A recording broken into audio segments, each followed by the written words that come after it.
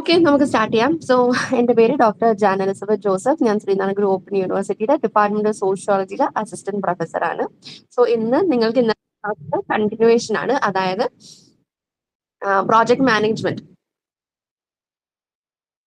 ഈ പേപ്പറിന്റെ ബ്ലോക്ക് 1ന്റെ ഇന്നലെ നമ്മൾ ഫസ്റ്റ് യൂണിറ്റ് കംപ്ലീറ്റ് ചെയ്തു. സെക്കൻഡ് യൂണിറ്റ് പകുതിയിലാണ് നിർത്തിയത്. ഈ യൂണിറ്റിൽ ഇനി ഡിസ്കസ് ചെയ്യാനുള്ള ഫീസിബിലിറ്റി സ്റ്റഡിയും ഓപ്പർച്യൂണിറ്റി സ്റ്റഡിനെ കുറിച്ചാണ്. ആൻഡ് റിമൈനിങ് തേർഡ് യൂണിറ്റ് ഇത്രയാണ് നമുക്കിന്ന് നോക്കാനുള്ളത്. So let start with feasibility study.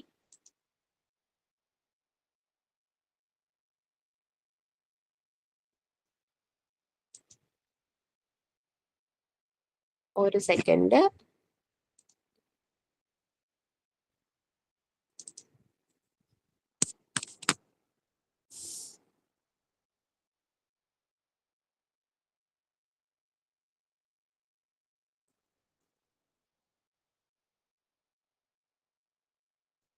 Okay, so feasibility study എന്ന് പറയുമ്പോഴത്തേക്ക് നമ്മൾ ഇന്നലെ പ്രോജക്ട് പ്ലാനിങ്ങും പ്രോജക്റ്റിന്റെ പല ഘട്ടങ്ങൾ പറഞ്ഞപ്പോഴത്തേക്ക് ഫീസിബിലിറ്റി സ്റ്റഡീനെ കുറച്ച് ഇങ്ങനെ പറഞ്ഞായിരുന്നു. സോ ഫീസിബിലിറ്റി കൊണ്ട് ഉദ്ദേശിക്കുന്നതെന്ന് പറഞ്ഞു കഴിഞ്ഞാൽ നമ്മൾ ബേസിക്കലി പഠനം നടത്താൻ ഉദ്ദേശിക്കുന്ന മേഖല അല്ലെങ്കിൽ പഠിക്കാൻ ഉദ്ദേശിക്കുന്ന ആ ടോപ്പിക് അത് എത്രത്തോളം പ്രാക്ടിക്കൽ ആണ്, അല്ലെങ്കിൽ അതിന് എത്രത്തോളം ഒരു ഇൻവെസ്റ്റ്മെന്റ് ഓപ്ഷൻ ലഭിക്കാൻ സാധ്യത ഉണ്ടെന്നുള്ളതിന്റെ ഒരു പ്രാക്ടിക്കാലിറ്റിനെ എക്സ്പ്ലോർ ചെയ്യുന്ന ഒന്നിനെയാണ് നമ്മൾ ഫീസിബിലിറ്റി സ്റ്റഡി എന്ന് പറയുന്നത്. സോ ഫീസിബിലിറ്റി സ്റ്റഡി എന്ന് പറയുമ്പോൾ it is A rigorous base line exploration assessing if an investment option is practically viable before committing heavy financial resources. So ഒരു ഫീസിബിലിറ്റി സ്റ്റഡി വഴിയാണ് നമ്മളുടെ പോസിബിൾ സ്പോൺസറിങ് ഏജൻസികളെയും കൂടെ ധരിപ്പിക്കുന്നത്, അവർക്കൊരു ബോധം നൽകുന്നത്. അതായത് ഇങ്ങനെ ഒരു സ്റ്റഡി നടത്തുന്നത് കൊണ്ട് അവർക്ക് സാമ്പത്തികമായിട്ടുള്ള നഷ്ടം ഉണ്ടാകുന്നില്ല, പകരം ഇറ്റ് ഈസ് ബെനിഫിഷ്യൽ എന്നുള്ളത് ഈ ഒരു സ്റ്റഡിയിലൂടെയാണ് മനസ്സിലാകുന്നത്. So planners assess viability by looking at the STEEP elements. So ഒരു പഠന വിഷയം അല്ലെങ്കിൽ ഒരു പ്രോജക്റ്റിന് എത്രത്തോളം പ്രാക്ടിക്കാലിറ്റി ഉണ്ട് അല്ലെങ്കിൽ എത്രത്തോളം ഫീസിബിൾ ആണെന്ന് നമ്മൾ മനസ്സിലാക്കുന്നത് സ്റ്റീപ്പ് എന്ന് പറയുന്ന എലമെന്റ്സ്, അതായത് social, technological, ecological, economic and political ഫാക്ടേഴ്സിനെ അടിസ്ഥാനമാക്കിക്കൊണ്ടാണ് നമ്മൾ ആ പഠനം അണ്ടർടേക്ക് ചെയ്യേണ്ട ഒന്നാണോ അല്ലയോ എന്ന് തീരുമാനിക്കുന്നത്. സോ ഒരു പ്രോജക്റ്റിന്റെ ഫീസിബിലിറ്റി എന്ന് പറയുമ്പോഴത്തേക്ക് ഈ പറയുന്ന 7 മേഖലകളിലാണ് നമ്മൾ നടത്തുന്നത്. അതായത് economic and market analysis, technical analysis ചെയ്യുന്നു, market analysis, financial analysis, economic benefits, project risk and uncertainty, management aspects. അതായത് ഒരു പ്രോജക്റ്റുമായി ബന്ധപ്പെട്ടിട്ട് ഏതൊക്കെ മേഖല പോസിബിളി വരാൻ സാധ്യത ഉണ്ടോ ആ മേഖലകളിൽ എല്ലാം നമ്മൾ പരിശോധിച്ച് ഉറപ്പുവരുത്തുകയാണ്. അതായത് ഇങ്ങനൊരു പഠനം നടത്തുന്നത് കൊണ്ട് നമ്മൾക്ക് ബെനിഫിഷ്യൽ ആണ് അല്ലയോ എന്ന് നമ്മൾ തീരുമാനിക്കുകയാണ് ഇവിടെ ചെയ്യുന്നത്. സോ ഇതിനെ നമുക്കൊരു 5 ചുരുക്കി പറയാം. അതായത് ടെക്നിക്കൽ ഫീസിബിലിറ്റി എന്ന് പറയുമ്പോഴത്തേക്ക് ആ വാക്ക് ഉദ്ദേശിക്കുന്ന പോലെ തന്നെ നമ്മൾ നമ്മുടെ പഠനവുമായി ബന്ധപ്പെട്ടുകൊണ്ട് വരുന്ന we investigate hardware, software, material inputs, logistics and location setups. So technically നമ്മളുടെ പഠനവുമായി ബന്ധപ്പെട്ട് കിടക്കുന്ന അത് ഹാർഡ്വെയർ ആകാം, സോഫ്റ്റ്വെയർ ആകാം, അല്ലെങ്കിൽ ഏതൊരു തരത്തിലുള്ള മെറ്റീരിയൽ അല്ലെങ്കിൽ നോൺ മെറ്റീരിയൽ ആയിട്ടുള്ള ഇൻഫ്രാസ്ട്രക്ചർ, ഈ മേഖലകളെല്ലാം പരിശോധിച്ച് എത്രത്തോളം പ്രാക്ടിക്കൽ ആണ്, അതായത് എത്രത്തോളം ഇതിനൊക്കെ നമ്മുടെ സ്റ്റഡീനെ സപ്പോർട്ട് ചെയ്യാൻ സാധിക്കുമെന്നുള്ളത് ആണ് നമ്മൾ പരിശോധിക്കുന്നത്. സോ അതാണ് ടെക്നിക്കൽ ഫീസിബിലിറ്റി കൊണ്ട് ഉദ്ദേശിക്കുന്നത്. അടുത്തതായിട്ട് എക്കണോമിക് ഫീസിബിലിറ്റി എന്ന് പറയുമ്പോഴത്തേക്ക് ഉദ്ദേശിക്കുന്നത് V conduct independent cost of benefit matrix to enhance project credibility before sponsors. So നമ്മളൊരു പ്രോജക്ട് പ്രപ്പോസൽ തയ്യാറാക്കുന്ന ഒരു സമയത്ത് നമ്മൾ അത് പോസിബിൾ സ്പോൺസറിങ് ഏജൻസിക്ക് സമർപ്പിക്കുന്നതിന് മുമ്പായിട്ട് നമ്മളൊരു ഇൻഡിപെൻഡന്റ് ആയിട്ടുള്ള ഈ പ്രോജക്റ്റിന് വേണ്ടി വരാൻ സാധ്യതയുള്ള കോസ്റ്റ് ആൻഡ് ബെനിഫിറ്റ്, എക്കണോമിക്കലി ഉണ്ടാകാൻ സാധ്യതയുള്ള ബെനിഫിറ്റ് എന്താണെന്നുള്ളതിന്റെ ഒരു പഠനം നടത്തുന്നതാണ്, ഒരു ചെറിയൊരു അനാലിസിസ് നടത്തുന്നതാണ് എക്കണോമിക് ഫീസിബിലിറ്റിയിൽ ഉദ്ദേശിക്കുന്നത്. സോ ഇങ്ങനെ നടത്തുന്നത് വഴി എന്ത് ചെയ്യുന്നു, നമ്മുടെ പ്രോജക്റ്റിന്റെ ക്രെഡിബിലിറ്റീനെയാണ് അത് കുറച്ചും കൂടെ സ്ഥാപിക്കുന്നത്. അതായത് ഈ ഒരു പ്രോജക്റ്റ് വ്യക്തമാണ്, ഇത് ആവശ്യമാണെന്ന് നമുക്ക് സ്ഥാപിക്കാൻ സാധിക്കുകയാണ് നമ്മുടെ സ്പോൺസേഴ്സിന്റെ മുന്നിൽ. അടുത്തതായിട്ട് ലീഗൽ ഫീസിബിലിറ്റിയാണ്. ലീഗൽ ഫീസിബിലിറ്റി എന്ന് പറയുമ്പോഴത്തേക്ക് ആ വാക്ക് ഉദ്ദേശിക്കുന്ന പോലെ നമ്മുടെ സ്റ്റഡിയെ ആയി ബന്ധപ്പെട്ടിട്ടുള്ള എല്ലാ ലീഗൽ ആസ്പെക്ട്സ് ആണ് അവിടെ കവർ ചെയ്യുന്നത്.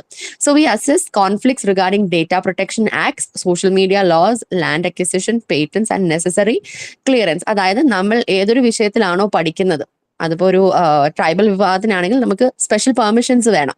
സോ ആ തരത്തിലുള്ള ക്ലിയറൻസുകൾ നമുക്ക് ലഭിച്ചിട്ടുണ്ടോ, അല്ലെങ്കിൽ നമ്മൾ അവരുമായി ബന്ധപ്പെട്ടുകൊണ്ട് എന്തെങ്കിലും ഒഫീഷ്യൽ പോസ്റ്റ്സ്, ഒഫീഷ്യൽ ആയിട്ടുള്ള ഇൻഫർമേഷൻ പ്രസിദ്ധീകരിക്കുമ്പോഴത്തേക്ക് സോഷ്യൽ മീഡിയ ലോസ് എന്താണ്.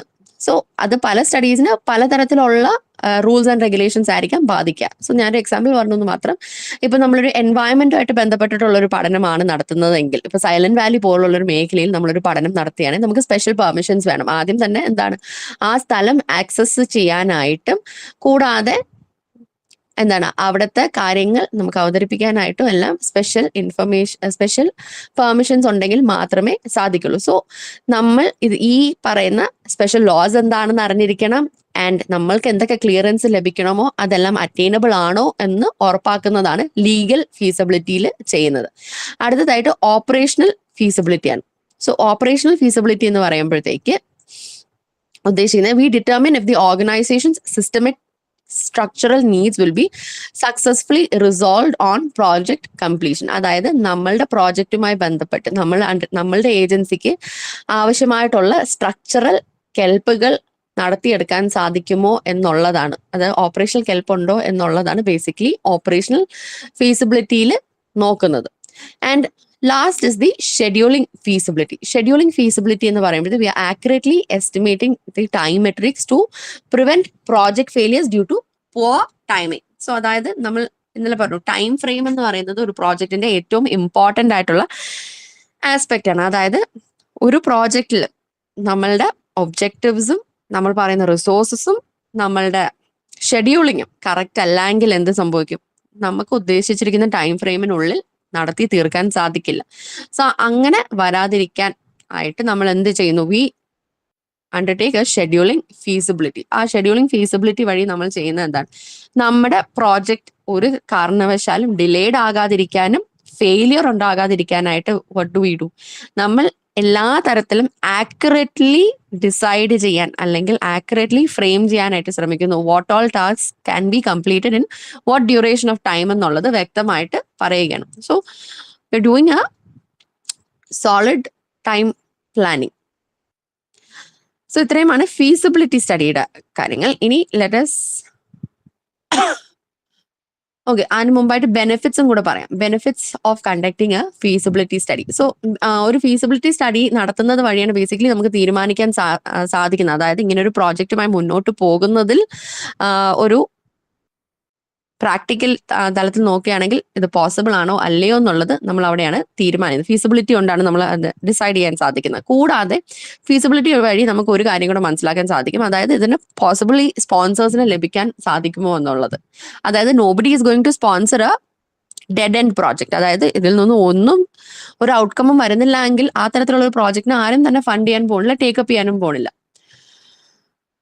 സോ ബെനിഫിറ്റ്സ് പറയുകയാണെങ്കിൽ it improves project team focus. So feasibility study വഴി നമുക്ക് എന്ത് ചെയ്യാൻ സാധിക്കുന്നു, നമ്മൾ അണ്ടർടേക്ക് ചെയ്യുന്ന പ്രോജക്റ്റിനെ കുറിച്ച് ഒരു വ്യക്തമായിട്ടുള്ള ധാരണ ലഭിക്കുന്നത് വഴി അതിൽ ഭാഗമാകുന്ന എല്ലാ വ്യക്തികൾക്കും കുറച്ചും കൂടെ വ്യക്തത ലഭിക്കുന്നതായിട്ട് കാണുന്നു.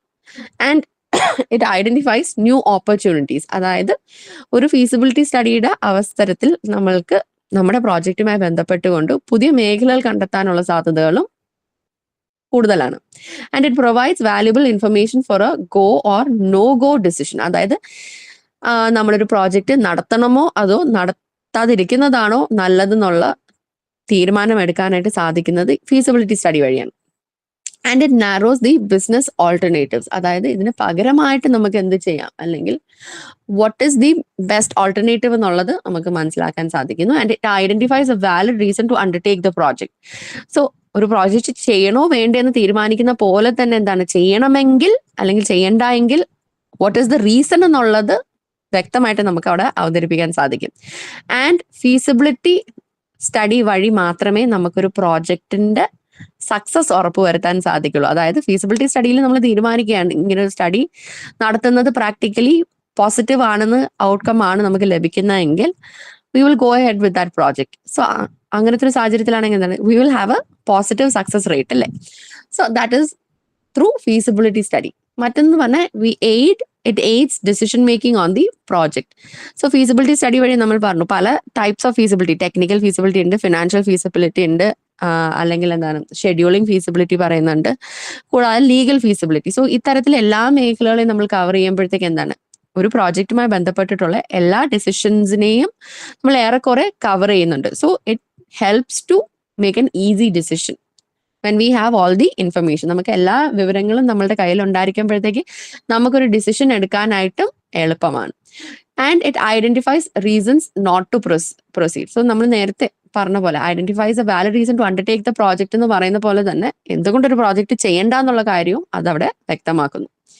സോ ഫീസിബിലിറ്റി സ്റ്റഡി നടത്തുന്നത് വഴി what do we do? ഒരു ഫീസിബിലിറ്റി റിപ്പോർട്ടാണ് അവിടെ തയ്യാറാക്കുന്നത്. സോ ഫീസിബിലിറ്റി റിപ്പോർട്ട് എന്ന് പറയുമ്പോഴത്തേക്ക് അതിനും ഒരു ചെക്ക് ലിസ്റ്റ് ഉണ്ട്. അതായത് ഒരു ഫീസിബിലിറ്റി റിപ്പോർട്ടിൽ ഉണ്ടായിരിക്കേണ്ട കുറച്ച് കാര്യങ്ങളുണ്ട്. സോ ഫസ്റ്റ് ഓഫ് ഓൾ എന്താണ് description of the problem to be solved. നമ്മുടെ പ്രോജക്റ്റിന്റെ ഭാഗമാകുന്ന പ്രശ്നം എന്താണെന്നുള്ളത് നമ്മൾ വ്യക്തമായിട്ട് അവതരിപ്പിക്കുകയാണ്. പ്രോജക്ട് ബ്രീഫും അത് തന്നെയാണ്. And an analysis of potential project sites. So ഈ പറയുന്ന നമ്മൾ അണ്ടർടേക്ക് ചെയ്യാൻ പോകുന്ന പ്രോജക്റ്റ് ഏതൊക്കെ സ്ഥലങ്ങളിൽ നമുക്ക് നടപ്പാക്കാൻ സാധിക്കും എന്നുള്ളത് നമ്മൾ അവിടെ അവതരിപ്പിക്കുകയാണ്. And an analysis of the development options including the do nothing option. So നമ്മൾ പറഞ്ഞ പോലെ എന്ത് ചെയ്യണം, ഐദർ ഗോ ഹെഡ് കിട്ടും പ്രോജക്റ്റ് ചെയ്യാനായിട്ട്, അല്ലെങ്കിൽ ഡോണ്ട് ഡു ദ പ്രോജക്റ്റ് എന്നുള്ള ഒരു കൺക്ലൂഷനിലായിരിക്കും നമ്മൾ എത്തുന്നത്. സോ ഇതിന്റെ ഒരു വ്യക്തമായിട്ടുള്ള ഒരു അനാലിസിസ് നടത്തുന്നു. ആൻഡ് ഒരു പ്രൊഫഷണലി പ്രിപ്പയർ ചെയ്യപ്പെട്ടിട്ടുള്ള ഒരു ബഡ്ജറ്റും നമ്മൾക്ക് ലഭിക്കുകയാണ്.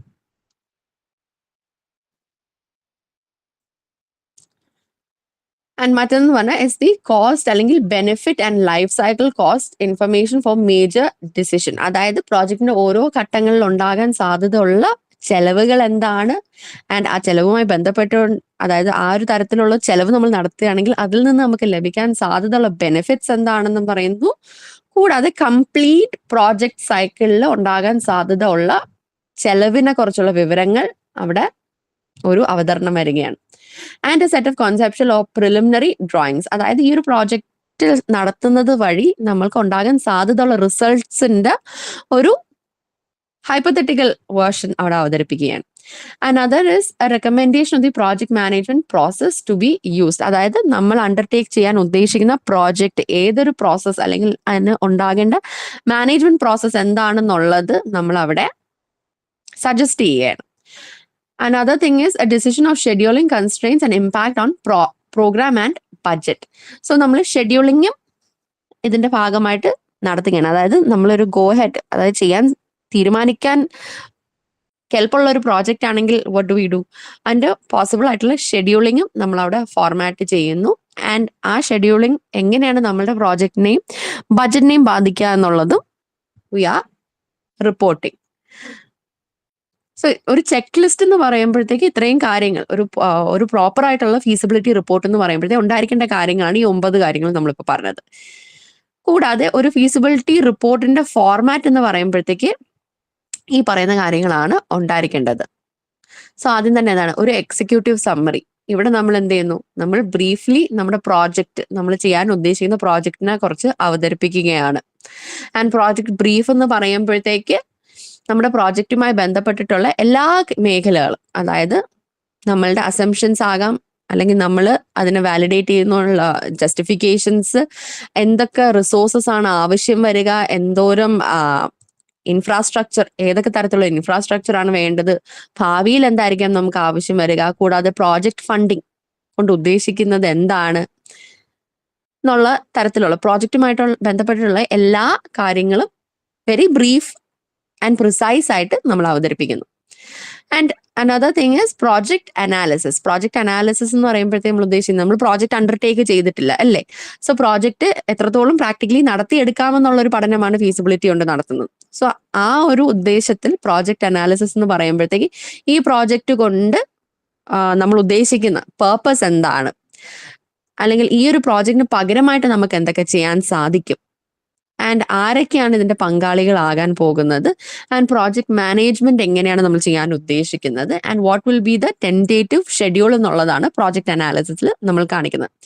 ആൻഡ് സൈറ്റ് അനാലിസിസ് എന്ന് പറയുമ്പോഴത്തേക്ക് നമ്മൾ നമ്മുടെ പ്രോജക്റ്റിന്റെ പ്രോസസ്സ് എന്താണെന്ന് പറയുകയാണ്. അതായത് ആരൊക്കെ ഇതിന്റെ ഭാഗമാകും, അവരെന്തൊക്കെയാണ് ചെയ്യാൻ പോകുന്നത്, how the project will be achieved എന്നുള്ളത് ബേസിക്കലി പറയുകയാണ്.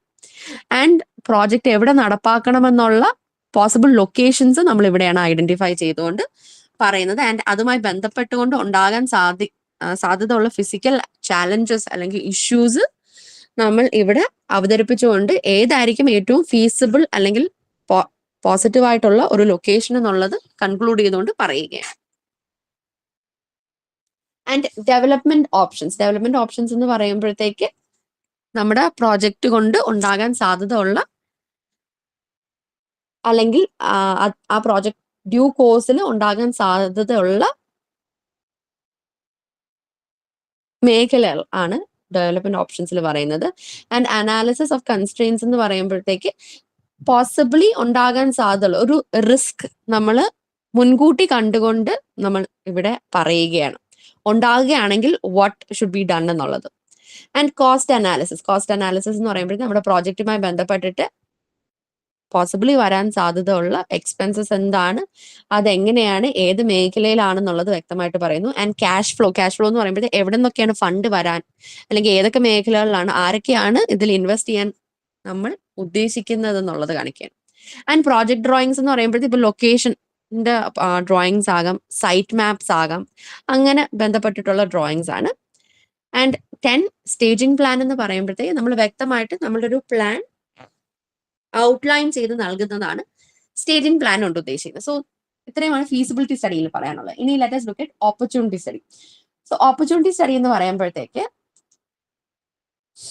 It is A macro level agencies, അതായത് നമ്മളുടെ കേരള ഗവൺമെന്റിന്റെ കീഴിൽ തന്നെ പ്രവർത്തിക്കുന്ന KDIS അല്ലെങ്കിൽ കേരള സ്റ്റാർട്ടപ്പ് മിഷൻ ഒക്കെ നമുക്ക് ഓപ്പർച്യൂണിറ്റി സ്റ്റഡിയുടെ ഭാഗമായിട്ട് നിൽക്കുന്ന ഓരോ മാക്രോ ലെവൽ ഏജൻസീസ് ആയിട്ട് കാണാം. സോ ഇവരെന്താണ് ചെയ്യുന്നത്? Execute opportunity studies to discover initial investment windows. അതായത് ഈ പറയുന്ന ഏജൻസികളെല്ലാം എന്താണ് ചെയ്യുന്നത്? നമുക്ക് ഇൻവെസ്റ്റ്മെന്റ് സാധ്യത ഉള്ള മേഖലകളെ തിരിച്ചറിയുന്നതാണ് ബേസിക്കലി ചെയ്യുന്നത്. സോ 2 തരത്തിലുള്ള ഓപ്പർച്യൂണിറ്റി സ്റ്റഡീസ് ആണ് ഉള്ളത്. ജനറൽ ഓപ്പർച്യൂണിറ്റി സ്റ്റഡിയും ഉണ്ട്, സ്പെസിഫിക് ഓപ്പർച്യൂണിറ്റി സ്റ്റഡിയും ഉണ്ട്. സോ ജനറൽ ഓപ്പർച്യൂണിറ്റി സ്റ്റഡി എന്ന് പറയുമ്പോഴത്തേക്ക് ആ ടേം ഉദ്ദേശിക്കുന്ന പോലെ തന്നെ കുറച്ച് ജനറിക് ആണ് ഇതിന്റെ സ്വഭാവം. So it looks broadly at geographies or industries. So basically എന്താണ് ചെയ്യുന്നത്? അത് അറ്റ് എ ലാർജ് നമുക്ക് എന്തൊക്കെ പൊട്ടൻഷ്യൽ ഇൻവെസ്റ്റേഴ്സ് ഉണ്ട് ആൻഡ് അവർക്കുള്ള പോസിബിൾ ബെനിഫിറ്റ്സ് എന്താണെന്നുള്ളത് ഐഡന്റിഫൈ ചെയ്യുന്നതാണ് ജനറൽ ഓപ്പർച്യൂണിറ്റി സ്റ്റഡിയിൽ ചെയ്യുന്നത്. സോ ഇത് 3 തരത്തിലാണ് ഉള്ളത്. ഏരിയ സ്റ്റഡി ഉണ്ട്, സെക്ടോറൽ ഉണ്ട്, സബ് സെക്ടോറൽ സ്റ്റഡീസ് ഉണ്ട്, ആൻഡ് റിസോഴ്സ് ബേസ്ഡ് സ്റ്റഡീസ് ഉണ്ട്. സോ ഏരിയ സ്റ്റഡി എന്ന് പറയുമ്പോഴത്തേക്ക് ഇവിടുത്തെ നമ്മളുടെ ഉദ്ദേശം എന്ന് പറഞ്ഞാൽ we are focused on identifying A location, അതായത് നമ്മുടെ പ്രോജക്റ്റ് നടപ്പാക്കാൻ സാധിക്കുന്ന തരത്തിലുള്ളൊരു ലൊക്കേഷൻ ഐഡന്റിഫൈ ചെയ്യുന്നു. അതിനാവശ്യമായി വരാൻ സാധ്യതയുള്ള ഇൻവെസ്റ്റ്മെന്റ് ആൻഡ് ഡെവലപ്മെന്റ്, അതിന്റെ തുടർച്ചയായിട്ട് വരാൻ സാധ്യതയുള്ള ഡെവലപ്മെന്റ് എന്താണെന്ന് നമ്മൾ ഐഡന്റിഫൈ ചെയ്യുന്നതാണ് ഏരിയ സ്റ്റഡി. സോ പലപ്പോഴും ഏരിയ സ്റ്റഡി എന്ന് പറയുമ്പോഴത്തേക്ക് കൂടുതലും എന്താണ്, അണ്ടർ ഡെവലപ്ഡ് മേഖലകളിൽ അല്ലെങ്കിൽ ഒരു ബാക്ക്വേർഡ് സെക്ഷൻ ഓഫ് ദി സൊസൈറ്റിയിലാണ് ഇത് നടന്നു വരുന്നത്. ഇനി സെക്ടോറൽ അല്ലെങ്കിൽ സബ് സെക്ടോറൽ സ്റ്റഡി എന്ന് പറയുമ്പോഴത്തേക്ക് it is for targeted consumer markets. മറ്റേതെന്ന് പറഞ്ഞാൽ ഒരു അണ്ടർ ഡെവലപ്ഡ്, അതായത് ഏരിയ സ്റ്റഡീസ് എന്ന് പറയുമ്പോഴത്തേക്ക് ഒരു അണ്ടർ ഡെവലപ്ഡ് പോക്കറ്റിൽ ഫോക്കസ് ചെയ്യുന്നതാണ് ഒന്നാണ്.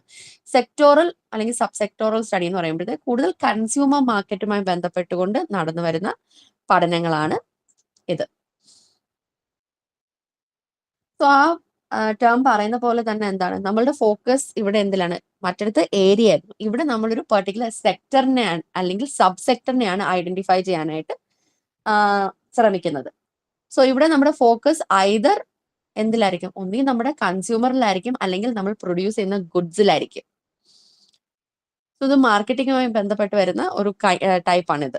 ആൻഡ് ഇനി അടുത്തത് ഏതാണ്? Resource based study. Resource based study എന്ന് പറയുമ്പോഴത്തേക്ക് നമ്മളുടെ ഫോക്കസ് ബേസിക്കലി നാച്ചുറൽ അസറ്റ്സ്, അതായത് നാച്ചുറൽ റിസോഴ്സസിലാണ് നമ്മളുടെ കണ്ണ്. So this involves the survey of available natural resources that can be assess for realising the envision goal of the project. അതായത് നമ്മൾ undertake ചെയ്യാൻ ഉദ്ദേശിക്കുന്ന പ്രോജക്റ്റിന് ആവശ്യമായി വരാൻ സാധ്യത ഉള്ള നാച്ചുറൽ റിസോഴ്സസ് എന്താണ്, അത് എവിടെ നിന്ന് നമ്മൾക്ക് ഗാർണർ ചെയ്യാം, അല്ലെങ്കിൽ എവിടെ നിന്ന് നമ്മൾക്ക് എടുക്കാൻ സാധിക്കുമെന്നുള്ളതിന്റെ ഒരു സ്റ്റഡിയാണ് റിസോഴ്സ് ബേസ്ഡ് സ്റ്റഡി.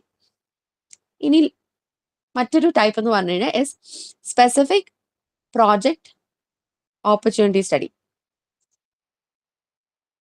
സോ ഇവിടുത്തെ ഫോക്കസ് എന്ന് പറഞ്ഞു കഴിഞ്ഞാൽ we are focused on framing targeted investment profiles to actively draw in external investors. So നമ്മളുടെ റിസർച്ച് മേഖല ഏതാണോ അതുമായി ബന്ധപ്പെട്ട് പ്രവർത്തിക്കുന്ന ഇൻവെസ്റ്റേഴ്സ് ആരാണെന്ന് വ്യക്തമായിട്ട് ഐഡന്റിഫൈ ചെയ്തുകൊണ്ട് അവരെ ടാർഗറ്റ് ചെയ്ത് നമ്മൾ നമ്മുടെ പ്രപ്പോസൽ തയ്യാറാക്കുകയും അവരുടെ ആവശ്യം മുൻനിർത്തിക്കൊണ്ട് നമ്മൾ പ്രോജക്ട്സ് അണ്ടർടേക്ക് ചെയ്യുന്നതാണ് സ്പെസിഫിക് പ്രോജക്റ്റ് ഓപ്പർച്യൂണിറ്റി സ്റ്റഡി എന്ന് പറയുന്നത്. സോ ഇവിടെ നമ്മൾ ഇമ്പോർട്ടൻസ് നൽകുന്ന ആർക്കാണ്? We are focused on the investment agencies അല്ലെങ്കിൽ ഇൻവെസ്റ്റ്മെന്റ് പ്രൊഫൈൽസിലാണ് നമ്മൾ ഫോക്കസ് ചെയ്യുന്നത്. സോ അവരെ അടിസ്ഥാനമാക്കിക്കൊണ്ടാണ് നമ്മൾ പ്രോജക്റ്റ് ബേസിക്കലി തയ്യാറാക്കുന്നത് തന്നെ.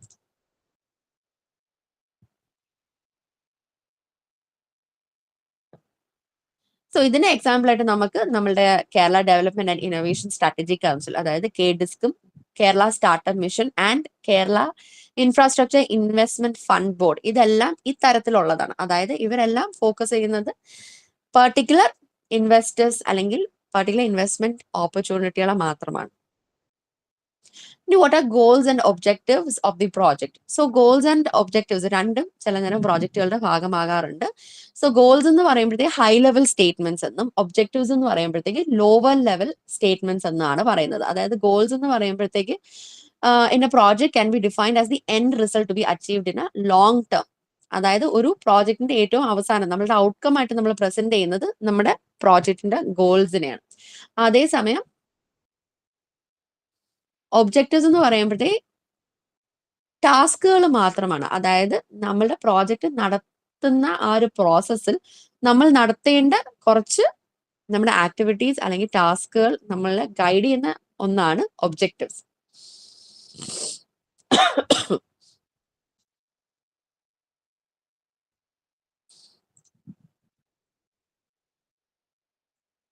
സോ പ്രോജക്ട് ഗോൾസിന് നമ്മൾ പറയണമെങ്കിൽ ഓർക്കേണ്ടത് ഒന്ന്, ഇറ്റ് ഈസ് ലോങ് ടേം ആണ്.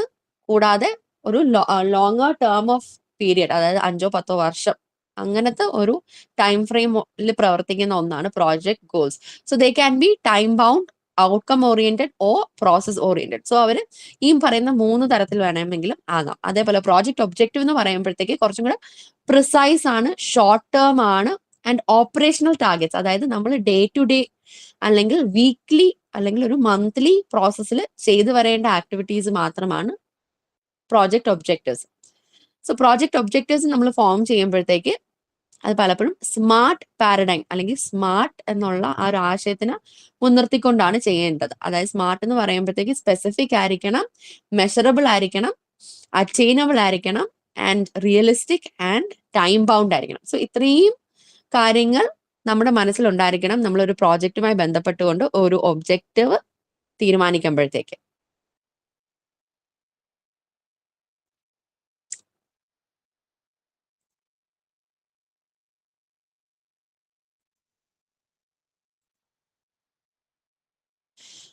സോ ഒബ്ജക്റ്റീവ്സിന് ഒരു 3 ടിയർ ഉള്ളതായിട്ട് നമുക്ക് പറയാം. അതായത് സ്ട്രാറ്റജിക് ആയിരിക്കണം, ടാക്ടിക്കൽ ആയിരിക്കണം, ഓപ്പറേഷണൽ ആയിരിക്കണം. സ്ട്രാറ്റജിക് എന്ന് പറയുമ്പോഴത്തേക്ക് പേർപ്പസ് ഡ്രിവൻ, അതായത് വിഷൻ ഓറിയന്റഡ് ആയിരിക്കണം. അതായത് നമ്മളുടെ പ്രോജക്റ്റിന്റെ ഗോൾസ് എന്താണോ അതുമായി അലൈൻ ചെയ്തിട്ടുള്ള രീതിക്കായിരിക്കണം നമ്മളുടെ സ്ട്രാറ്റജിക്കലി നമ്മുടെ ഒബ്ജക്റ്റീവ്സിനെ നമ്മൾ ഫോർമുലേറ്റ് ചെയ്യാനായിട്ട്.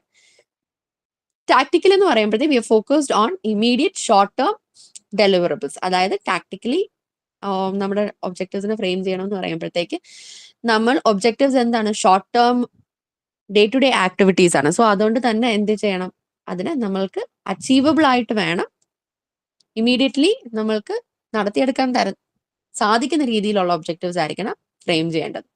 ഓപ്പറേഷണൽ എന്ന് പറയുമ്പോഴത്തേക്ക് there should be strictly action oriented, dealing with day to day work task.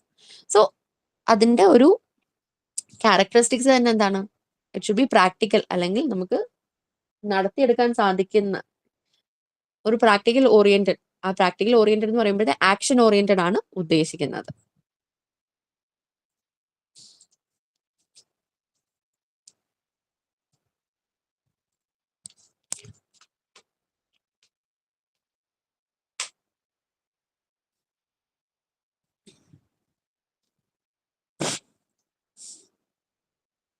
So ഇനി ഗോൾസ് എന്ന് പറയുമ്പോഴത്തേക്ക് ഞാൻ പറഞ്ഞു 3 ടൈപ്സ് ആണുള്ളത്. ടൈം ബൗണ്ട് ഉണ്ട്, ഔട്ട്കം ഓറിയന്റഡ് ഉണ്ട്, കൂടാതെ പ്രോസസ് ഓറിയന്റഡ് ഉണ്ട്.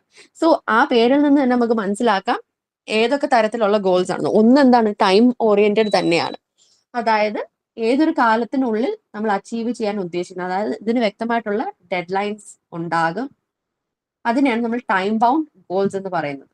സോ ഈ തരത്തിലുള്ള ഗോൾസ് നമുക്ക് അച്ചീവ് ചെയ്യണമെങ്കിൽ എന്താണ്, സമയബന്ധിതമായിട്ട് നമ്മൾ പ്രവർത്തിച്ചിരിക്കണം. കൂടാതെ ഔട്ട്കം ഓറിയന്റഡ് എന്ന് പറയുമ്പോഴത്തേക്ക് നമ്മുടെ ഫോക്കസ് എവിടെയാണ്, നമ്മളുടെ എൻഡ് റിസൾട്ടിലാണ്. സോ നമ്മളൊരു പെർട്ടിക്കുലർ ഉദ്ദേശിക്കുന്ന ഔട്ട്കം നേടിയെടുക്കണമെന്നുള്ളതാണ് ഔട്ട്കം ഓറിയന്റഡ് ഗോൾസ് കൊണ്ട് ഉദ്ദേശിക്കുന്നത്. ആൻഡ് പ്രോസസ് ഓറിയന്റഡ് ഗോൾസ് എന്ന് പറയുമ്പോഴത്തേക്ക് നമ്മൾ ഉദ്ദേശിക്കുന്നത് എന്താണ്, നമ്മൾ ഏത് ഒരു പ്രോസസ്സിൽ കൂടെ കടന്നുപോയിക്കൊണ്ടാണ് നമ്മൾ ഒരു പെർട്ടിക്കുലർ ഗോൾ അച്ചീവ് ചെയ്യാൻ ഉദ്ദേശിക്കുന്നത്. സോ അവിടെ നമ്മൾ പ്രയോറിറ്റൈസ് ചെയ്യുന്നത് എന്താണ്, നമ്മളുടെ work and how that is going to be achieved എന്നുള്ളതാണ് പ്രോസസ് ഓറിയന്റഡ് ഗോൾസിൽ നമ്മൾ ഫോക്കസ് ചെയ്യുന്നത്. So strategic, tactical, operation objectives ആണ് ഞാൻ നേരത്തെ പറഞ്ഞത്. ആൻഡ് ഒരു പ്രോജക്ട് ഗോൾ എന്ന് പറയുമ്പോഴത്തേക്ക്, സെറ്റ് ചെയ്യുമ്പോഴത്തേക്ക് ഈ 5 സ്റ്റെപ്പുകളിലെ കുറച്ച് നമ്മൾ ബോധവാന്മാരായിരിക്കണം. ആദ്യം തന്നെ എന്താണ്, നമ്മൾ വി ഹാവ് ടു ഐഡന്റിഫൈ ആ ഗോൾസ്. നേരത്തെ പറഞ്ഞ പോലെ we have to define smart, അതായത് സ്പെസിഫിക് ആണോ നമ്മളുടെ ഗോൾ എന്നുള്ളത് നമ്മൾ തീരുമാനിക്കണം. മെഷറബിൾ ആയിട്ട് ഉള്ളതൊന്നാണോ, അറ്റൈനബിൾ ആണോ, അതായത് പ്രാക്ടിക്കലി നമുക്ക് അച്ചീവ് ചെയ്യാൻ സാധിക്കുന്ന ഒന്നാണോ എന്നുള്ളതായിരിക്കണം. ആൻഡ് റിയലിസ്റ്റിക് ആണോ, അതായത് ഒരു ഇമാജിനറി അല്ലെങ്കിൽ ഫാന്റസി ടൈപ്പ് ആയാൽ സാധിക്കില്ല, പ്രാക്ടിക്കൽ അല്ല. സോ റിയലിസ്റ്റിക് ആണോ എന്ന് ഓർക്കണം. കൂടാതെ നമ്മുടെ പ്രോജക്റ്റിന്റെ ലാർജർ ഫ്രെയിം വർക്കിൽ പറഞ്ഞിരിക്കുന്ന ടൈം ഫ്രെയിമിനുള്ളിൽ നടത്തിയെടുക്കാൻ സാധിക്കുന്ന ഒന്നാണോ എന്നുള്ളത് നമ്മൾ ഡിഫൈൻ ചെയ്യണം. So that is what is smart എന്ന് ഉദ്ദേശിക്കുന്നത്. സോ നമ്മളൊരു ഗോള് ഫോർമുലേറ്റ് ചെയ്യുമ്പോഴത്തേക്ക് it has to be based on the smart basis. And നമ്മൾ ഏതൊരു ഗോളിനെ ആണോ ഫോർമുലേറ്റ് ചെയ്തത് അത് നടത്തിയെടുക്കാനുള്ള ആക്ഷൻ പ്ലാൻ കരുതിയിരിക്കണം. ആൻഡ് ആ ആക്ഷൻ പ്ലാനിന് എന്ത് ചെയ്യണം, പ്രാക്ടിക്കലി നടത്തിയെടുക്കണം. ആൻഡ് നടത്തിയെടുക്കുന്ന പ്രോസസ്സിൽ മോണിറ്റർ ചെയ്തുകൊണ്ട് എക്സിക്യൂട്ട് ചെയ്യണം. സോ ഇത്രയാണ് നിങ്ങളുടെ യൂണിറ്റ് 2-ലുള്ളത്. ഇനി let us go to unit 3. So unit 3-ൽ പറയാനുള്ള project work plan and time frame ആണ്.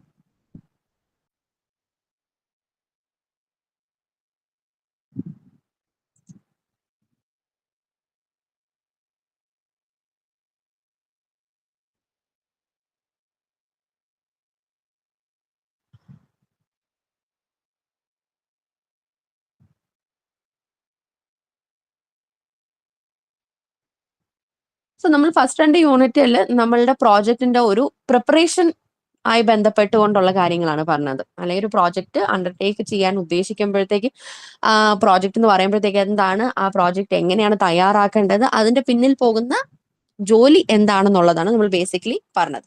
സോ ഇവിടെ നമ്മൾ കുറച്ചും കൂടെ പ്രോജക്റ്റിന്റെ പ്രാക്ടിക്കൽ തലത്തിലേക്ക് വരികയാണ്. സോ ആദ്യം തന്നെ എൻ്റെ ഒരു ആക്ഷൻ പ്ലാൻ ഫ്രെയിം വർക്ക് പറയുകയാണെങ്കിൽ, ആൻഡ് ആക്ഷൻ പ്ലാൻ എന്ന് പറയുമ്പോഴത്തേക്ക് it serves as the operational blueprint for executing a project. അതായത് നമ്മുടെ പ്രോജക്റ്റ് നടത്തി എടുക്കാൻ നമ്മളെ ഗൈഡ് ചെയ്യുന്ന ഒരു ബ്ലൂ പ്രിന്റ് ആയിട്ട് വേണം ആക്ഷൻ പ്ലാൻ ഫ്രെയിം വർക്കിനെ കാണാനായിട്ട്. So it translates high level objectives into specific task, assigning resources, responsibilities and time frames to minimalise failure and resource wastage.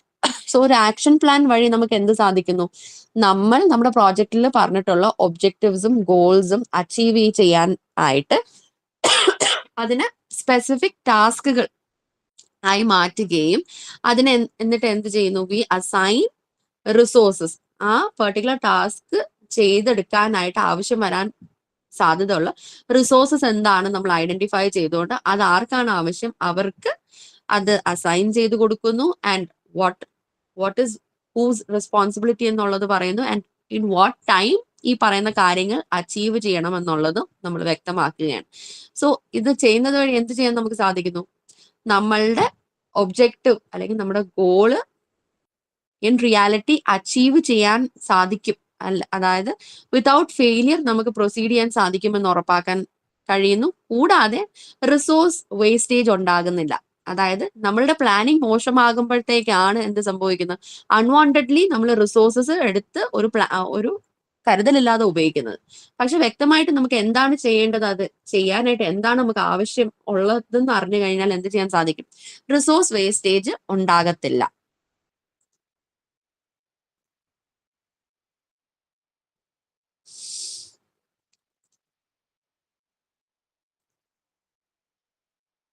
So ഒരു ആക്ഷൻ പ്ലാനിലെ 7 കോർ സ്റ്റെപ്സ് ആണ് ഉള്ളത്.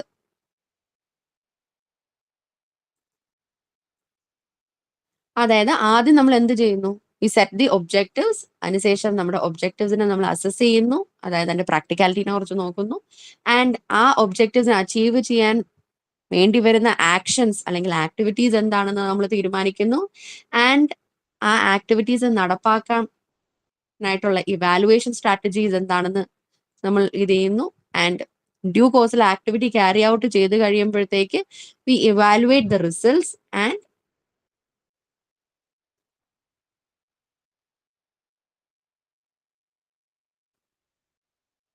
അതിന് മുമ്പായിട്ട് നമ്മുടെ ഇവാലുവേഷൻ പ്ലാൻ നമ്മൾ തീരുമാനിക്കുന്നതിന് ശേഷം we agree on a time frame, അതായത് ഏതൊരു സമയത്തിനുള്ളിൽ നമുക്ക് ചെയ്ത് തീർക്കാമെന്ന് തീരുമാനിക്കുന്നു. ആൻഡ് അതിന് ശേഷമാണ് എന്താണ് നമ്മുടെ റിസോഴ്സ് പ്ലാൻ എന്നുള്ളത് നമ്മൾ തീരുമാനിക്കുന്നത്. അതായത് എന്തൊക്കെ റിസോഴ്സസ് ആർക്കൊക്കെ ആവശ്യം വരും എന്നുള്ളത് തീരുമാനിച്ച് ഉറപ്പുവരുത്തുന്നു. And at the end V evaluate the results. So അതായത് ആദ്യം നമ്മൾ എന്ത് ചെയ്യുന്നു? ഒബ്ജക്റ്റീവ്സിനെ തീരുമാനിക്കുന്നു, അതിനുശേഷം ഒബ്ജക്റ്റീവ്സിനെ ഒന്ന് അസസ് ചെയ്യുന്നു, അതിനുശേഷം നമ്മൾ ആ ഒബ്ജക്റ്റീവ്സിനെ അച്ചീവ് ചെയ്യാൻ വേണ്ടി വരുന്ന ആക്ഷൻസ് എന്താണെന്ന് തീരുമാനിക്കുന്നു, അതിനുശേഷം ഒരു ഇവാലുവേഷൻ പ്ലാൻ ഉണ്ടാക്കുന്നു, എന്നിട്ട് ഒരു ടൈം ഫ്രെയിം എല്ലാവരും കൂടെ തീരുമാനിക്കുകയാണ്. അതിനുശേഷം ഒരു റിസോഴ്സ് പ്ലാൻ, അതായത് എന്തൊക്കെ റിസോഴ്സസ് ആവശ്യം വരുമെന്ന് അൾട്ടിമേറ്റ്ലി അവസാനമായിട്ട് എന്ത് ചെയ്യുന്നു? നമ്മൾക്ക് ഇതുവഴി ഈ പ്രോസസ്സിലൂടെ കടന്നുകൊണ്ട് പോയിട്ട് ലഭിക്കുന്ന റിസൾട്ട്സിനെ നമ്മൾ ഇവാലുവേറ്റ് ചെയ്യുന്നു.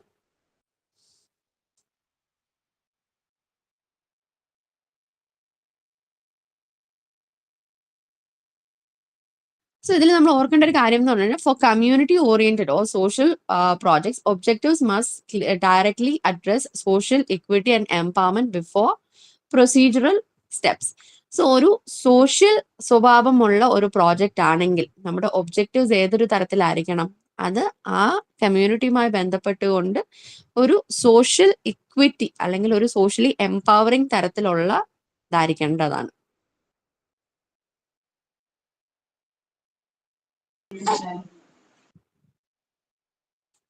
Let us look at project scheduling techniques. So project scheduling techniques എന്ന് പറയുമ്പോഴത്തേക്ക് നമുക്ക് ആദ്യം തന്നെ ഡിസ്കസ് ചെയ്യാനുള്ളത് നാറ്റ് ചാർട്ട് ആണ്. സോ നാറ്റ് ചാർട്ട് എന്ന് പറയുന്നത് ഇത് ഡെവലപ്പ് ചെയ്തത് തന്നെ ഹെൻറി എൽ നാട്ട് ആണ്. സോ ഇത് നിങ്ങൾക്ക് ക്വസ്റ്റ്യൻ ആയിട്ട് വരാറുണ്ട് ഒരു മാർക്കിനൊക്കെ. ഹു ഡെവലപ്ഡ് ദി നാട്ട് അല്ലെങ്കിൽ ബാർ ചാർട്ട് എന്നുള്ളത്. സോ ബാർ ചാർട്ട് എന്ന് പറയുന്ന പേരായിരിക്കും നിങ്ങൾ കൂടുതൽ ഫെമിലിയർ ആയിരിക്കുക. സോ ബാർ ചാർട്ടിന്റെ മറ്റൊരു പേരാണ് നാറ്റ് ചാർട്ട്. അതും ചിലപ്പോൾ ക്വസ്റ്റ്യൻ ആയിട്ട് വരാം ഒരു മാർക്കിനൊക്കെ. സോ ഇതൊരു എന്താണ്? ഒരു ഹൊറിസോണ്ടൽ ബാർ ചാർട്ട് ആണ് അല്ലേ? ബാർ ചാർട്ട് നിങ്ങൾ സ്റ്റാറ്റിസ്റ്റിക്സ് പണ്ടൊക്കെ പഠിച്ചിട്ടുണ്ടെങ്കിലും ഇപ്പൊ പഠിച്ചിട്ടുള്ളവരാണെങ്കിലും അറിയാം. ബേസിക്കലി ഒരു കോളം അല്ലെങ്കിൽ ഒരു കനത്തിന് നമ്മൾ ബാർ കണക്ക് വരച്ചുകൊണ്ട് അവതരിപ്പിക്കുന്നതാണ്. So it is a horizontal bar chart which displays task allocation against calendar units. So പ്രോജക്റ്റിൽ നമ്മൾ ബാർ ചാർട്ട് ഉപയോഗിക്കുന്നത് എങ്ങനെയാണ്? ഓരോ പർട്ടിക്കുലർ ടാസ്ക് അലോക്കേറ്റ് ചെയ്തിരിക്കുന്നത് എന്തിനെതിരെ ആയിട്ടാണ് കാണിക്കുന്നത്? ഓരോ കലണ്ടർ യൂണിറ്റ്സ്, അത് ദിവസമായിരിക്കാം, വീക്സ് ആയിരിക്കാം, മന്ത്സ് ആയിരിക്കാം. സോ ഇതിന്റെ ഒരു യൂസ് എന്ന് പറയുന്നത് എന്താണ്? It is best for communicating overall schedule status visually to senior management or stakeholders who require an accessible summary. So ഇത് ബാർ ചാർട്ടിന്റെ പ്രയോഗം എന്ന് പറഞ്ഞു കഴിഞ്ഞാൽ ബേസിക്കലി ഒരു വിഷ്വൽ പ്രസന്റേഷൻ നൽകുക, അതായത് പ്രോജക്റ്റിന്റെ ടാസ്ക് എത്രത്തോളം അല്ലെങ്കിൽ ഏതൊരു ടൈം ഫ്രെയിമിനുള്ളിലാണ് നമ്മൾ ചെയ്യുന്നത്, വാട്ട് ഇസ് ദ പ്രോഗ്രസ് എന്നുള്ളത് അവതരിപ്പിക്കാനായിട്ടാണ്. സോ ബേസിക്കലി നമ്മളൊരു പ്രോജക്റ്റ് നടത്തുമ്പോഴത്തേക്ക് ഇടയ്ക്കിടയ്ക്കായിട്ട് പ്രോഗ്രസ് റിപ്പോർട്ട്സ് നമ്മൾ നൽകും. സോ ഒരിക്കലും ഇതിന്റെ ഹയർ അപ്സ് എന്ത് ചെയ്യില്ല, ആ ഡിസ്ക്രിപ്റ്റീവ് ആയിട്ട് എഴുതിയേക്കുന്നത് ഇരുന്ന് ക്ഷമയോടെ വായിക്കത്തില്ല. So they will need a visual representation. So ആ ഒരു അവസരത്തിൽ എന്ത് ചെയ്യാം? നമുക്ക് ബാർ ചാർട്ട് ഉപയോഗിക്കാവുന്നതാണ്. സോ ഇതിന്റെ ഒരു ലിമിറ്റേഷൻ എന്ന് പറഞ്ഞു കഴിഞ്ഞാൽ, we struggle with highly complex projects containing hundreds of interdependent tasks, and it does not explicitly detail the cascade effects if one task is delayed. So ഇവിടെ നമ്മൾക്ക് ഒരു അവതരണത്തിൽ എന്തുണ്ട്, ഒരു ലിമിറ്റേഷൻ ഉണ്ട്. ആ ലിമിറ്റേഷൻ എന്ന് പറയുമ്പോഴത്തേക്ക് മൾട്ടിപ്പിൾ ടാസ്കുകൾ ഉണ്ടെങ്കിൽ അല്ലെങ്കിൽ ഇന്റർഡിപെൻഡന്റ് ആയിട്ടുള്ള ടാസ്കുകൾ നമുക്ക് ഒരേ ചാർട്ടിൽ കാണിക്കാൻ ബുദ്ധിമുട്ടാണ്. അതായത് ബാർ ചാർട്ടിൽ കാണിക്കാൻ ബുദ്ധിമുട്ടാണ്. അതേപോലെ തന്നെ ഒരു ടാസ്കിൽ എന്തെങ്കിലും പ്രശ്നമുണ്ടായി അല്ലെങ്കിൽ ഡിലേ ഉണ്ടായി അത് മറ്റൊരു ടാസ്കിനെ എങ്ങനെ അഫക്റ്റ് ചെയ്യുന്നു എന്നുള്ളത് നമുക്ക് ബാർ ചാർട്ടിൽ കൂടെ കാണിക്കാൻ സാധിക്കില്ല. നമുക്ക് ബേസിക്കലി ആ പെർട്ടിക്കുലർ ടാസ്ക് എന്താണ്, അതിന്റെ അവസ്ഥ എന്താണെന്ന് മാത്രമേ കാണിക്കാനായിട്ട് സാധിക്കത്തുള്ളൂ.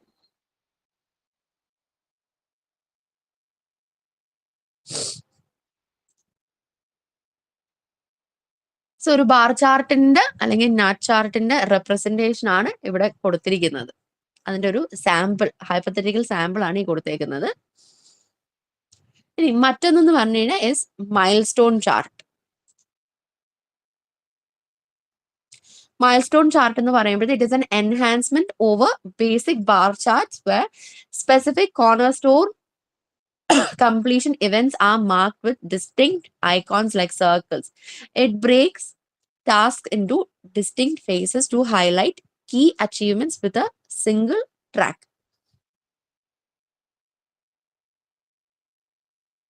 സോ മൈൽ സ്റ്റോൺ ചാർട്ട് എന്ന് പറയുമ്പോഴത്തേക്ക് എന്താണ്, ബാർ ചാർട്ടിന്റെ കുറച്ചും കൂടി ഒരു അഡ്വാൻസ്ഡ് തലത്തിൽ ഉള്ള ഒന്നാണ് മൈൽ സ്റ്റോൺ ചാർട്ട്. സോ ഇവിടെ എന്ത് ചെയ്യുന്നു, നമുക്ക് സ്പെസിഫിക് ആയിട്ട് ഓരോ ടാസ്കുകൾ അതിന്റെ കംപ്ലീഷൻ ഇവന്റ് ആയിട്ട് മാർക്ക് ചെയ്തുകൊണ്ട് കാണിക്കാനായിട്ട് സാധിക്കും. സോ ആ ഡിസ്റ്റിങ്ഷൻ ടാസ്കുകൾ തമ്മിലുള്ള വേർതിരിവ് നടത്താനായിട്ട് നമ്മൾ എന്ത് ചെയ്യുന്നു, നമ്മൾ അതിന് ഡിഫറെന്റ് അടയാളങ്ങൾ നൽകുന്നതാണ്.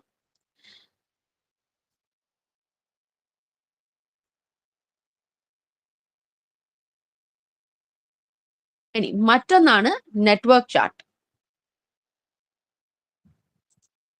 സോ നെറ്റ്വർക്ക് അല്ലെങ്കിൽ നെറ്റ്വർക്ക് അനാലിസിസ് നമുക്ക് പറയാം. അതിന്റെ ഭാഗമാകുന്ന രണ്ട് കാര്യങ്ങളാണ് PERT ആൻഡ് CPM. CPM എന്ന് പറയുമ്പോഴത്തേക്ക് ക്രിട്ടിക്കൽ പാത്ത് മെത്തേഡ് എന്നും PERT എന്ന് പറയുമ്പോഴത്തേക്ക് programme evaluation and review technique ആണ്. സോ നെറ്റ്വർക്ക് ടെക്നീക്ക് അല്ലെങ്കിൽ നെറ്റ്വർക്ക് അനാലിസിസ് എന്താണ് ചെയ്യുന്നത്, it shows interrelationships and dependencies among all activities across the entire project life cycle. So bar ചാർട്ടും മൈൽ സ്റ്റോൺ ചാർട്ടും ചെയ്യുന്നതിന് ഹോളിസ്റ്റിക് ആയിട്ട് ചെയ്യുന്ന ഒന്നാണ് നെറ്റ്വർക്ക് അനാലിസിസ് എന്ന് നമുക്ക് പറയാം. സോ ക്രിട്ടിക്കൽ പാത്ത് മെത്തേഡ് എന്ന് പറയുമ്പോൾ it is a deterministic approach used when resource allocation cost minimalization are primary. അതായത് ഒരു പ്രോജക്റ്റിന്റെ ഏറ്റവും പ്രധാന ഘടകം ഏറ്റവും മിനിമലിസ്റ്റിക് ആയിട്ട് ഫണ്ട്സ് ഉപയോഗിക്കുക ആൻഡ് റിസോഴ്സ് അലോക്കേഷന്റെ പൊസിഷനെ കാണിക്കാൻ അല്ലെങ്കിൽ തീരുമാനിക്കാനും വേണ്ടിയിട്ടാണ് നമ്മൾ ക്രിട്ടിക്കൽ പാത്ത് മെത്തേഡ് ഉപയോഗിക്കുന്നത്. So it uses A single fixed time estimate per activity. So ഓരോ ആക്ടിവിറ്റിക്കും നിശ്ചയിച്ചിട്ടുള്ള ടൈം ഫ്രെയിം കാണിച്ചുകൊണ്ടാണ് ആ അനാലിസിസ് അവിടെ അവതരിപ്പിക്കുന്നത്. And programme evaluation and review technique, PERT എന്ന് പറയുമ്പോഴത്തേക്ക് it is A probabilistic approach used when time uncertainty is high. So ഈ PERT ഉപയോഗിക്കുന്ന എപ്പോഴാണ്, നമ്മളുടെ പ്രോജക്റ്റുമായി ബന്ധപ്പെട്ടിട്ടുള്ള ടൈം ഫ്രെയിം ഒരു അൺസർട്ടൺ ലെവലിൽ പെരുമാറുമ്പോഴത്തേക്കാണ്.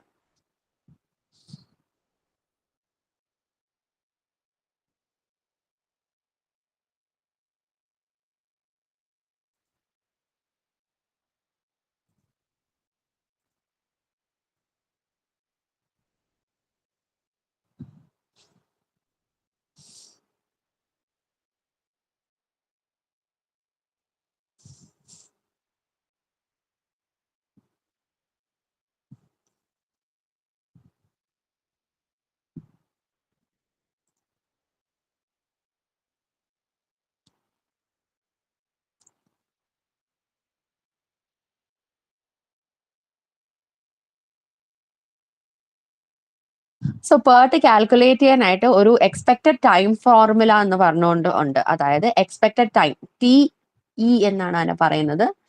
അതായത് നമ്മൾ അണ്ടർടേക്ക് ചെയ്യുന്ന ഒരു ആക്ടിവിറ്റിക്ക് ഒരു പ്രോബബിളി എത്രത്തോളം സമയം വേണ്ടിവരും എന്ന് തീരുമാനിക്കാനായിട്ട് നമ്മൾ കണക്ക് കൂട്ടുന്ന ഒന്നാണ്. സോ ആ ഫോർമുല എന്ന് പറയുന്നത് TE is equal to TO plus 4TM plus TP divided by 6 എന്നുള്ളതാണ്. അതായത് TO എന്ന് പറയുമ്പോഴത്തേക്ക് ഓപ്റ്റിമിസ്റ്റിക് ടൈം, അതായത് minimum time required if everything goes smoothly. അതായത് നമ്മൾ ഉദ്ദേശിക്കുന്ന രീതിയിൽ തന്നെ എല്ലാം നടന്നു കഴിഞ്ഞാൽ എടുക്കുന്ന ഒരു സമയം എന്നാണ് ഓപ്റ്റമിസ്റ്റിക് ടൈം കൊണ്ട് ഉദ്ദേശിക്കുന്നത്. ആൻഡ് TM എന്ന് പറയുമ്പോഴത്തേക്ക് മോസ്റ്റ് ലൈക്ലി ടൈം, അതായത് model time required under normal conditions, അതായത് ഒരു നോർമൽ അവസ്ഥയിലാണെങ്കിൽ എടുക്കാൻ സാധ്യതയുള്ള സമയം. ആൻഡ് TP എന്ന് പറയുന്നത് pessimistic time, maximum time required if major obstacles ഒക്കെ, അതായത് എന്തെങ്കിലും ചാലഞ്ചസ് ഉണ്ടായി കഴിഞ്ഞാൽ എടുക്കാൻ എത്രത്തോളം വൈകിക്കൊണ്ട് എടുക്കാൻ സാധ്യതയുള്ള ഒരു മാക്സിമം സമയമാണ് TP കൊണ്ട് ഉദ്ദേശിക്കുന്നത്. So this is divided by 6. So ഇത് നിങ്ങൾ ആ ഫോർമുല ഒന്ന് അറിഞ്ഞു വെച്ചിരുന്നാൽ മതി. നിങ്ങൾക്കിത് എന്താണ് ഒരു കണക്കായിട്ടൊന്നും ആരും ചോദിക്കത്തില്ല, മേ ബി ആ ഒരു ഫോർമുല ചോദിച്ചാൽ മാത്രമേ ഉള്ളൂ. So now let us look at assessing feasibility and viability. So before committing significant financial resources to full-scale execution, a pre-feasibility, അല്ലെങ്കിൽ ഒരു pilot study is conducted. It determines whether a proposal merits deeper investment and formulation.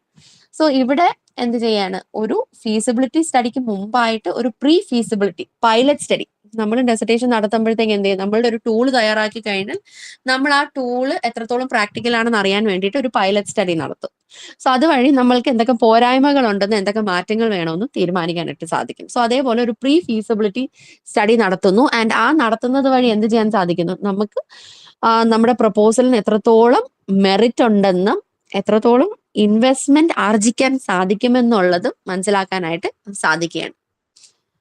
So feasibility dimension എന്ന് പറയുമ്പോഴത്തേക്ക് നേരത്തെ നമ്മൾ പറഞ്ഞ പോലെ എല്ലാ തരത്തിലും എല്ലാ ഏരിയാസും കവർ ചെയ്തുകൊണ്ടുള്ളൂ. അത് ഫിനാൻഷ്യൽ ആയിട്ടും ടെക്നിക്കൽ ആയിട്ടും മാനേജറിയൽ ആയിട്ടും ഷെഡ്യൂളിംഗ് സോഷ്യൽ ആയിട്ടുള്ള എല്ലാ ഫീസിബിൾ മേഖലകളും ഇറ്റ് കവേഴ്സ്.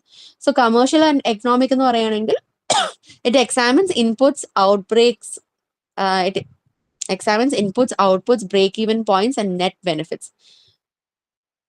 സോ ഒരു കമേഴ്ഷ്യൽ തലത്തിൽ ആ പ്രോജക്റ്റിന്റെ വാല്യൂ അല്ലെങ്കിൽ കമേഴ്ഷ്യൽ വാല്യൂ എന്താണ് as against the social output, അതാണ് അവിടെ പരിശോധിക്കപ്പെടുന്നത്.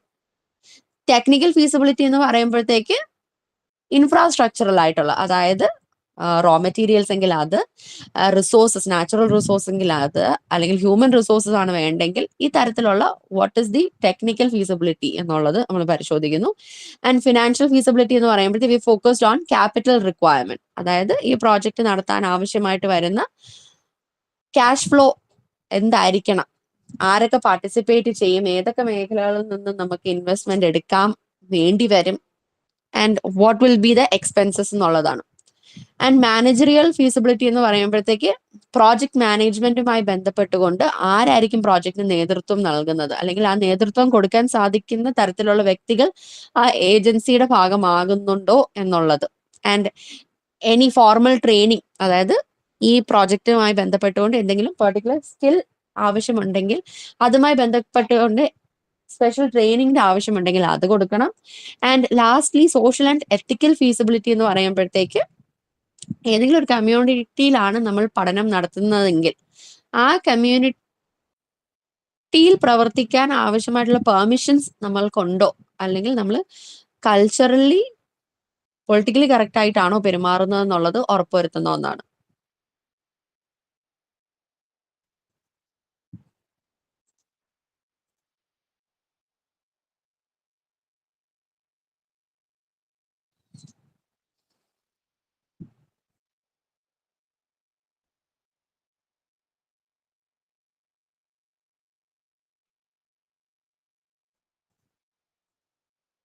ഇനി looking at project appraisal and risk management. So project appraisal dimension എന്ന് പറയുമ്പോഴത്തേക്ക് പ്രോജക്ട് അപ്രൈസൽ കൊണ്ട് ഉദ്ദേശിക്കുന്നത് എന്താണ്, it is the systematic evaluation of a project's potential before full implementation to refine its design or correct flaws early.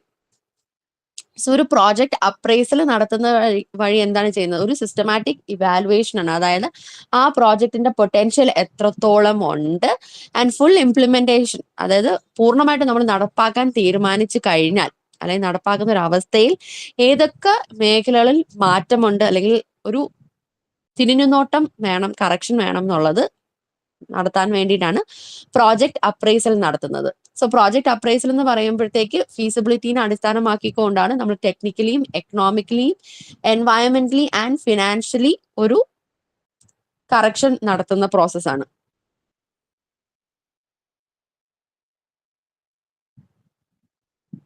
And risk management നോക്കുകയാണെങ്കിൽ project risk എന്ന് പറയുമ്പോഴത്തേക്ക് are uncertain events that can affect project outcomes either negatively or positively. So നമ്മൾ project എപ്പോഴും envision ചെയ്യുമ്പോഴത്തേക്ക് എന്താണ് possibly ഉണ്ടാകാൻ സാധ്യതയുള്ള എല്ലാ കാര്യങ്ങളെയും കുറിച്ച് നമ്മളൊരു കരുതൽ ഉണ്ടായിരിക്കും. പക്ഷെ എന്നാൽ കൂടി എന്താണ് അൺഎക്സ്പെക്റ്റഡ്ലി പോസിറ്റീവായിട്ടുള്ള ഔട്ട്കം ഉണ്ടാക്കുന്ന രീതിക്ക് നെഗറ്റീവ് ഇമ്പാക്ട് ഉണ്ടാക്കുന്ന രീതിയിലുള്ള ഇവന്റ്സ് ഉണ്ടാകാൻ എപ്പോഴും it is A possibility.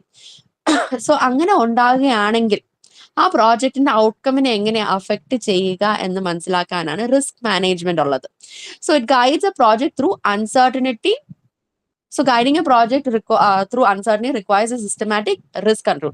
So ആ ഒരു അവസ്ഥയിൽ, അതായത് അൺപ്രഡിക്റ്റബിൾ ആയിട്ടുള്ള എന്തെങ്കിലും ഒന്ന് ഉണ്ടായി കഴിഞ്ഞാൽ നമുക്ക് ആ ഒരു പ്രോജക്റ്റിന്റെ കാലയളവിൽ പ്രോജക്റ്റിന് കേടുപാടുകൾ ഇല്ലാതെ എങ്ങനെ നടത്തിയെടുക്കാമെന്ന് ആവശ്യമാണെങ്കിൽ ഒരു റിസ്ക് കൺട്രോൾ മെക്കാനിസം നമ്മൾക്ക് ഉണ്ടായിരിക്കണം. സോ ആദ്യം തന്നെ എന്ത് ചെയ്യണം? റിസ്ക് ഐഡന്റിഫൈ ചെയ്യാൻ സാധിക്കണം ആൻഡ് ഒരു അനാലിസിസ് നടത്താൻ സാധിക്കണം. Then will go to mitigation. അതിനുശേഷമായിട്ട് എന്ത് ചെയ്യുന്നു? Will do risk register maintenance. So risk identification എന്ന് പറയുമ്പോൾ we are brainstorming and listing potential hurdles. അതായത് നമ്മളൊരു പഠനം അല്ലെങ്കിൽ ഒരു പ്രോജക്റ്റ് രൂപീകരിച്ചു കഴിഞ്ഞു. സോ ആ പ്രോജക്റ്റുമായി ബന്ധപ്പെട്ടുകൊണ്ട് ഉണ്ടാകാൻ സാധ്യതയുള്ള എല്ലാ തരത്തിലുള്ള പ്രോബ്ലംസ് നമ്മൾ മുൻകൂട്ടി ഐഡന്റിഫൈ ചെയ്ത് വെക്കുകയാണ്. അതായത് നമ്മുടെ പ്രോജക്റ്റുമായി ബന്ധപ്പെട്ടുകൊണ്ട് പാർട്ടിസിപ്പേറ്റ് ചെയ്യുന്ന ആളുകൾ ഓൾ ഓഫ് എ സഡൻ എന്ത് ചെയ്യുന്നു? അവർ അസൈൻ ചെയ്യുന്ന ടാസ്കുകൾ ഏറ്റെടുക്കുന്നില്ല, അല്ലെങ്കിൽ അവർ റിസൈൻ ചെയ്യുന്നു, അല്ലെങ്കിൽ നമ്മൾ ഏൽപ്പിച്ച ആൾക്ക് ചെയ്യാൻ സാധിക്കുന്നില്ല. കൂടാതെ എന്താണ് നമ്മൾ വെച്ചേക്കുന്ന ഒബ്ജക്റ്റീവ്സ് ഇൻ പ്രാക്ടിക്കാലിറ്റിയിലേക്ക് പോയപ്പോഴത്തേ എന്ത് സംഭവിക്കുന്നു? അത് പറയുന്ന പോലെ നടത്തിയെടുക്കാൻ സാധിക്കുന്നില്ല. സോ ഇതെല്ലാം എന്താണ്? These are all risk.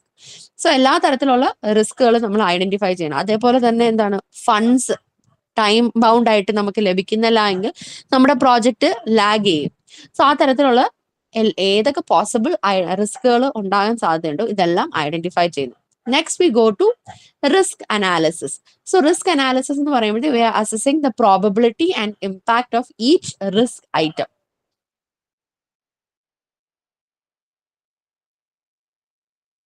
So ആ റിസ്ക് അനാലിസിസ് നമ്മൾ ആദ്യം എന്ത് ചെയ്തു? ബ്രെയിൻ സ്റ്റോം ചെയ്തു. പോസിബിൾ ആയിട്ടുള്ള എല്ലാ ഹേർഡിൽസ് അല്ലെങ്കിൽ എല്ലാ തരത്തിലുള്ള റിസ്കിനെയും നമ്മൾ ഐഡന്റിഫൈ ചെയ്ത് കഴിഞ്ഞു. സോ അടുത്തതായിട്ട് ഏതൊക്കെ ഐറ്റംസ് എങ്ങനെയൊക്കെ, അതായത് ഏതൊക്കെ റിസ്ക് ഫാക്ടേഴ്സ് അല്ലെങ്കിൽ റിസ്ക് ഔട്ട്പുട്ട്സ് എന്തൊക്കെ തരത്തിലുള്ള ഇമ്പാക്റ്റ് ആണ് നമ്മളുടെ പ്രോജക്റ്റിൽ നടത്താമെന്നുള്ള ഒരു റിസ്ക് അനാലിസിസ് നടത്തുകയാണ്. അതിനെ അടിസ്ഥാനമാക്കിക്കൊണ്ട് will go to risk mitigation. Mitigation എന്ന് പറയുമ്പോഴത്തേക്ക് എന്താണ്? എപ്പോഴും ഒരു പ്രശ്നം ഉണ്ടാകുകയോ അല്ലെങ്കിൽ ഉണ്ടാകുന്ന സാധ്യതയുള്ള അവസരത്തിൽ അതിനെ കുറച്ച് ഗൈഡ് ചെയ്തുകൊണ്ട് എഫക്റ്റ് കുറയ്ക്കുന്നതാണ് mitigation. So we develop an actionable response to high priority threats. So നമ്മൾ ത്രെറ്റ് ലിസ്റ്റ് ഉണ്ടാക്കി ആ ത്രെറ്റിൽ ഏറ്റവും പൊട്ടൻഷ്യലി നമുക്ക് ഉപദ്രവകാരി ആകാൻ സാധ്യതയുള്ള ത്രെട്ടുകളെ നമ്മൾ ഒരു പ്രയോറിറ്റി കൊടുത്തുകൊണ്ട് ലിസ്റ്റ് ചെയ്യുന്നു. ആൻഡ് ആ പ്രയോറിറ്റി ലിസ്റ്റിലുള്ള ത്രെട്ടുകളെ എല്ലാം ഉണ്ടായി കഴിഞ്ഞാൽ അതിന് വേണ്ട തരത്തിലുള്ള റെസ്പോൺസ് എന്തായിരിക്കണം എന്നുള്ളത് നമ്മൾ അവിടെ തീരുമാനിച്ച് വെക്കുകയാണ്. അതായത് ഒരു എക്സാമ്പിൾ പറയുകയാണെങ്കിൽ, if a tribal education initiative faces high drop out risk driven by family economic stress or adding nutritional support and vocational livelihood training acts as a direct risk mitigation strategy. So നമ്മളൊരു tribal education initiative ആണ് നടത്തുന്നതെന്ന് കരുതുക. ആ നടത്തുന്ന അവസ്ഥയിൽ നമുക്ക് കൂടുതൽ drop outs ഉണ്ടായിക്കൊണ്ടിരിക്കുകയാണ്. കാരണം എന്താണ്? അവരുടെ ഫാമിലിയിൽ ഉണ്ടാകുന്ന എക്കണോമിക് പ്രോബ്ലംസ് കാരണം they are dropping out. So ആ ഡ്രോപ്പ് ഔട്ട് ഒഴിവാക്കാൻ വേണ്ടിയിട്ട് നമ്മൾ എന്ത് ചെയ്യുന്നു? അവർക്ക് ആവശ്യമായിട്ടുള്ള ഡേ ടു ഡേ ന്യൂട്രീഷണൽ ആവശ്യങ്ങൾ, അതായത് ഫുഡ് നീഡ്സ് നമ്മൾ നൽകുന്നു. കൂടാതെ അവരുടെ പഠനത്തിനോടൊപ്പം തന്നെ എന്ത് ചെയ്യുന്നു? അവർക്കൊരു വൊക്കേഷണൽ ലൈവ്ലിഹുഡ് ട്രെയിനിങ്ങും കൂടെ നൽകുകയാണ്. സോ അവിടെ എന്താണ്? അവർക്ക് ആ എഡ്യൂക്കേഷൻ പ്ലസ് ഒരു ആഡഡ് സ്കിൽ ട്രെയിനിങ്ങും കൂടെ ലഭിക്കുകയാണ്. സോ അതുവഴി എന്ത് ചെയ്യുന്നു? They might be able to control the drop outs. മറ്റൊന്നെന്ന് പറഞ്ഞു കഴിഞ്ഞാൽ the last part is risk register maintenance. അതായത് we document risk, assigning owners, establishing monitoring protocols and updating contingency measures dramatically throughout execution. അതായത് നമ്മൾ risk ഉണ്ടായി കഴിഞ്ഞാൽ ആ risk document ചെയ്യുന്നു, അതിന് നേതൃത്വം നൽകുന്നു, ആൻഡ് നമ്മൾ മോണിറ്റർ ചെയ്യാൻ, അതായത് ആ റിസ്ക് എത്രത്തോളം മിറ്റിഗേറ്റ് ചെയ്തു, അതെന്തായി എന്നുള്ളത് മോണിറ്റർ ചെയ്യാനുള്ള പ്രോട്ടോകോൾ എസ്റ്റാബ്ലിഷ് ചെയ്യുന്നു. And we update contingency measures, അതായത് ആ എക്സിക്യൂഷൻ പ്രോസസ്സിൽ നമ്മൾ കണ്ടിന്യൂസ്ലി എന്ത് ചെയ്യുന്നു, നമ്മൾ അപ്ഡേറ്റ് ചെയ്തുകൊണ്ടിരിക്കുന്നു പരിഹാരങ്ങൾ. സോ ഇത്രയാണ് നിങ്ങളുടെ ഈ യൂണിറ്റിൽ ഡിസ്കസ് ചെയ്യാനുള്ളത്. എന്തെങ്കിലും സംശയം ഉണ്ടെങ്കിൽ ചോദിക്കാം.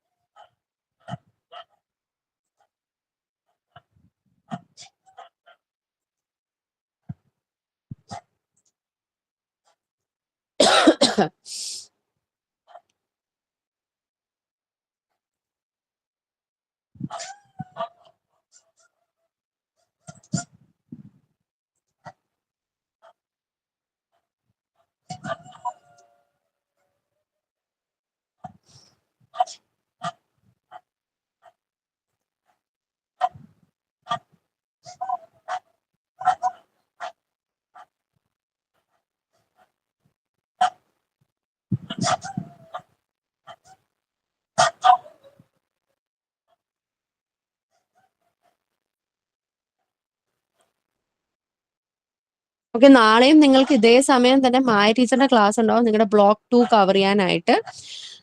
നിങ്ങൾക്ക് ഞാൻ ഇന്നലെ നമ്മുടെ യൂട്യൂബ് ചാനലിന്റെ QR കോഡ് തരാം എന്ന് പറഞ്ഞിരുന്നു.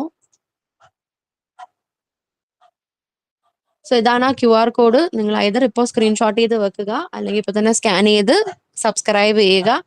ഇതിൽ ഞാൻ എടുത്തിട്ടുള്ള കഴിഞ്ഞ ക്ലാസ്സുകളൊക്കെ അപ്ലോഡ് ചെയ്തിട്ടുണ്ട്.